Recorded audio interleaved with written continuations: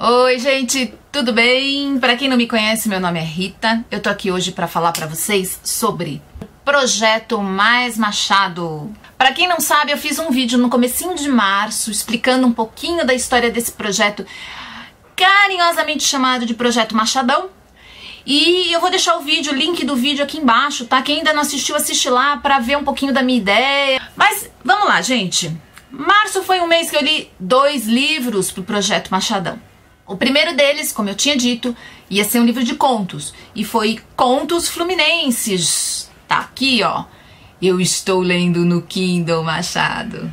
O que é um desafio pra mim, porque eu não tinha me adaptado nem um pouco bem com essa história de Kindle. Mas esse livro aqui, Contos Fluminenses, é uma coletânea de contos que foi lançada em 1870. E ele tem uma característica muito especial, que é o fato de ser uma coletânea de contos que foram lançadas em jornais naquela época.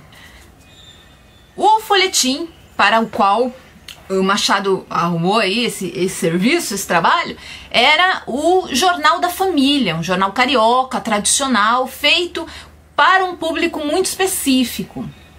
Não era um público só de mulheres, ok? Mas era um público que tinha necessidades, que tinham interesses e que procuravam num jornal matérias, histórias, coisas que tivessem a ver com o dia a dia deles, ok? Então, Machado escrevia para o Jornal da Família, para esse público que tinha um interesse X, né? Então isso aí é a primeira coisa que a gente tem que ter em mente quando começa a ler esses primeiros contos do Machado, é quem era o público dele, né? Para quem que ele estava escrevendo? Uma época em que o romantismo falava muito alto e as histórias tinham mais ou menos o mesmo corpo, né? Elas tinham mais ou menos a mesma forma.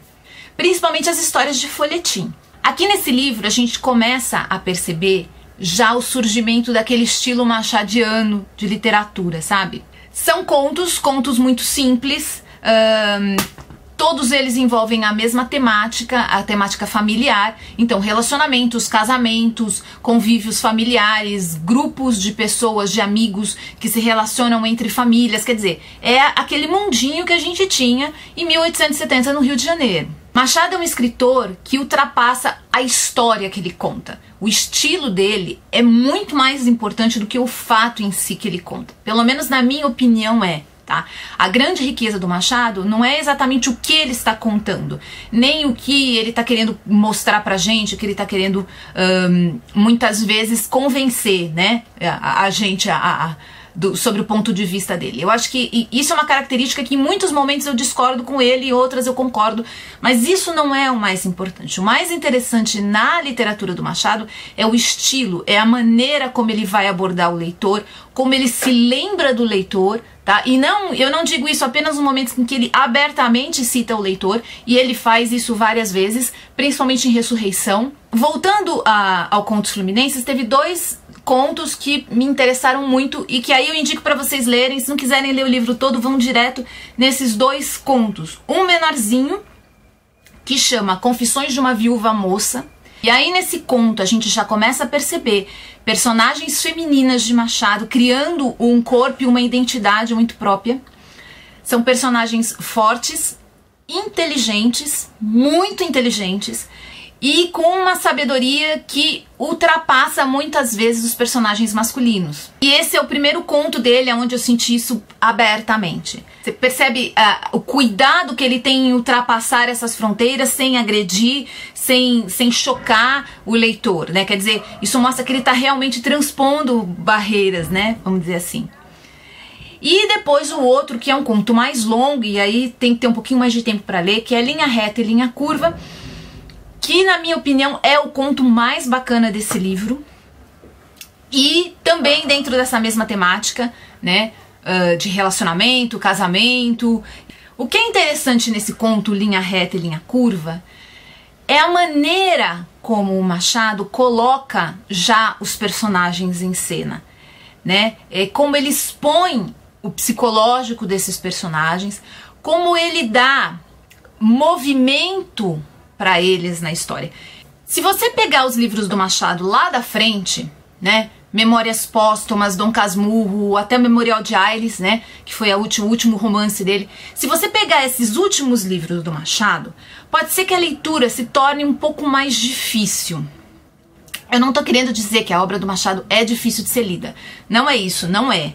Mas eu sei que tem gente que não gosta e que esbarra nesse problema, né, na complexidade do texto e da construção da narrativa do Machado. Se você é uma dessas pessoas que leu Memórias Póstumas, que leu Dom Casmurro e não gostou, achou chato, achou enfadonho, achou complicado, volta para esses primeiros livros do Machado. Fica mais fácil ir amadurecendo o estilo junto com o escritor. E é essa a proposta aqui que eu vou sugerir para vocês. E aí temos aqui Ressurreição, que foi o romance do mês de março do Machado. Vamos falando um pouquinho sobre a história de Ressurreição. É uma história muito simples. Félix é um sujeito que desacredita no amor, no casamento, nas relações íntimas, enfim. Ele é um cara sem crença nenhuma nas pessoas ou nas relações, ok? Ele é tomado de amor por uma moça e começa o processo dele, que a gente chama aí de, vamos dizer, ressurreição. Outros personagens no livro também têm um conteúdo psicológico rico, não tão grande como a gente vai ver depois na série master de romances do Machado, mas a gente já começa a perceber ali uma força em criar personagens e vários personagens e núcleos diferentes repletos de vida, de história para contar também. Então não é aquele personagem secundário, aquele colega do personagem principal que tá ali só de ponto de apoio, entendeu? Pra colocar o personagem principal sempre em movimento. Não, eles têm uma história, eles têm uma função. Ainda não é o máximo, o top, mas eles já estão ali já servindo de uma maneira especial. O enredo dessa história é simples, tá? Mostra a jornada do Félix descobrindo o amor e procurando se encaixar dentro daquela sociedade onde o casamento, a família e os princípios morais são a coisa mais importante. Faltando ali 2 capítulos para terminar a história, eu sentei e comecei a fazer umas anotações do que eu queria falar no vídeo e papapá sobre o romance, já imaginando como é que ia ser o final, né? Porque eu tinha lido os contos de 1870, a Ressurreição foi escrito 2 anos depois, em 1872, então na minha cabeça me passou a seguinte ideia: vai ser muito previsível o final desse livro, né? Porque Machado tá naquela fase ainda, tal. Já sentei e comecei a fazer umas anotações ali. E qual não foi a minha surpresa quando eu terminei os 2 últimos capítulos desse livro? Eu fui absolutamente surpreendida por Machado. Juro, fiquei assim alguns minutos sentada, sabe, não acredito que Machado fez isso comigo. E ele conseguiu me impressionar, ele conseguiu me pegar de uma tal forma que eu não percebi o que ia acontecer no final do livro. Pois é, gente, Ressurreição é um livro surpreendente em vários aspectos. Volto a dizer, é um livro que ainda temos um Machado no início da formação do estilo dele de escrita, tá? Eu sempre coloco isso porque ele não é um livro que vai chocar você, que você vai começar a ler e falar, nossa, mas que é isso? Que escritor é esse? Não, tá? E principalmente pra gente que tá tão deslocado no tempo da vivência daquele Rio de Janeiro, 1872, a história de Ressurreição tem tudo a ver com o período, tá? E com o que era importante para as pessoas naquele período. Então ele fala sobre relacionamento afetivo, casamento, relação de amizade entre as pessoas, sobre filosofia, o que a pessoa acredita, caráter, né? O que as pessoas são capazes de fazer ou não. Agora, se a gente pensar bem, se você ligar a novela hoje, sentar para assistir, não é muito diferente, certo? Mas ainda é a questão pessoal, afetiva e o cidadão, a pessoa encaixada no mundo e na sociedade. A questão é a mesma. Só que o mais importante desse livro, como eu disse dos contos, é a gente acompanhar a maneira como o Machado vai contar essa história. Como ele vai falar dos personagens, como ele vai descrever a atmosfera, o ambiente, as expectativas das pessoas, como elas viviam. Eu não achei Machado muito detalhista. Eu acho que ele conta aquilo que é importante, ele conta aquilo que vale a pena a gente ficar sabendo. E ele tem sim aquela busca sempre muito psicológica, né? Ele quer entender os sentimentos, as emoções e os pensamentos, o raciocínio dos personagens, e ele deixa isso muito claro pra gente. Como ele mesmo diz no livro, os personagens femininos dele não terminam em mosteiros como freiras abandonadas e sofrendo de amor, apesar que ainda tem toda aquela temática do sentimento exagerado, do drama, né, das febres súbitas porque tomou uma bota, né, essas coisas são... É muito engraçado porque não só nesse livro de Machado, mas em outros, né, os personagens tomam fora e desmaiam, assim, como eu queria ter desmaiado no meio de vários foras, assim, ia ser ótimo, né, é uma saída sensacional, você tá tomando uma bota e você, pum, desmaia. Ia ser ótimo se a gente tivesse essa capacidade, né? Mas, enfim, tem ainda essa temática romântica muito forte. Mas, além disso, sobressai essa construção narrativa muito interessante. Tem hora que eu acho que Machado, nesse livro, ele ia começar a fazer um mistério. Ele ia começar a colocar um suspense na história. E ele quebra a nossa perna porque ele entra e fala assim, antes que você se preocupe, eu vou te contar o que aconteceu. Então, ele acabava com o mistério. Tem hora que você acha que ele vai entrar num conceito moralista e ele vai começar a te convencer dos princípios éticos da sociedade. E aí ele vai lá e de novo ele muda o discurso, coloca sei lá, uma cena engraçada, um comentário atravessado e você fica sem entender. Essa maneira do Machado de não deixar a gente muito confortável nem muito estável no texto é impressionante, porque ele faz isso de uma maneira muito natural. Ele não força, não é aquela coisa que você fala, nossa, mas por que aconteceu isso agora? Não, é tudo muito natural, é tudo muito tranquilo. E ele vai conduzindo você nessa jornada. Existe uma desconstrução na história Ele vai construindo uma história, um personagem, caminhando você num sentido e de repente ele muda tudo. Aí ele vai naquele outro sentido e de repente ele muda tudo. Isso vai te colocando numa situação em que você já não consegue mais prever o que vai acontecer. E mesmo tendo chegado no finalzinho do livro achando que ele não ia me surpreender de novo, ele me surpreendeu. Então, Ressurreição, sem dúvida nenhuma, é um dos livros do Machado que eu acho que, para quem tem problemas, lendo Machado lá na frente, já leu, não gostou, achou difícil, achou complicado, eu aconselho a começar lendo Ressurreição. Não vá buscando uma história incrível. A história por si só, ela é muito comum, tá? Mas repara no estilo, repara na maneira como ele constrói elementos e depois ele desconstrói. E ao mesmo tempo ele já constrói de novo uma coisa meio diferente. Repara nisso, nesses processos dele.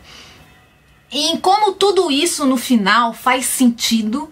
Tudo isso se dá às mãos e forma uma história sensacional. Isso pra mim foi surpreendente. Eu falei, não, ele não vai fazer isso e ainda no final vai costurar tudo de um jeito bonitinho. Vai, ele consegue dar um sentido para aquilo. Bom, gente, é isso. Como eu disse no meu primeiro vídeo, eu não li nada acadêmico. Eu li, na verdade, um único artigo que veio na frente daquele livro do Ressurreição, que eu mostrei pra vocês no vídeo de abertura, que eu acabei não lendo nele, porque tava com muito ácaro, não tinha a menor condição de ficar com aquele livro. Eu já estou com algum material acadêmico aqui em casa. Roberto Schwartz, acho que é isso. John Gladson. Já comprei algumas coisinhas que eu vou ler mais pro final do ano, como eu tinha dito antes. Estou me coçando de vontade de ler. Antônio Cândido também. Alguém me enviou alguns textos do Antônio Cândido falando sobre Machado. E, gente, que aflição, que vontade de ler isso tudo logo, mas eu vou me segurar, porque eu não quero me influenciar agora. Eu quero fazer isso que eu tô fazendo aqui com vocês. Ler as histórias e chegar aqui e contar pra vocês aquilo que eu percebi. Muito mais... uma troca de experiência entre leitores, é só isso, tá, gente? Mas eu espero que vocês tenham gostado, que vocês tenham se animado, vai lá, desenterra os livros do Machado. Tanto Ressurreição como Contos Fluminenses tiveram uma edição baratinha da Saraiva agora, naquele livrinho pequenininho de bolso. Então compra, leia. Ressurreição você consegue ler no final de semana, gente, ele é pequeno. E dá uma chance, quem aí tá meio travado ainda com o Machado, dá uma chance pra ele, experimenta. Se a gente for caminhando passinho por passinho junto com ele, vai ficar muito mais fácil lá no final, fica mais fácil pra gente lidar com essas aventuras narrativas dele lá na frente. Pessoal, é isso. Eu espero que vocês tenham gostado, eu tenho se entusiasmado como eu tô entusiasmada.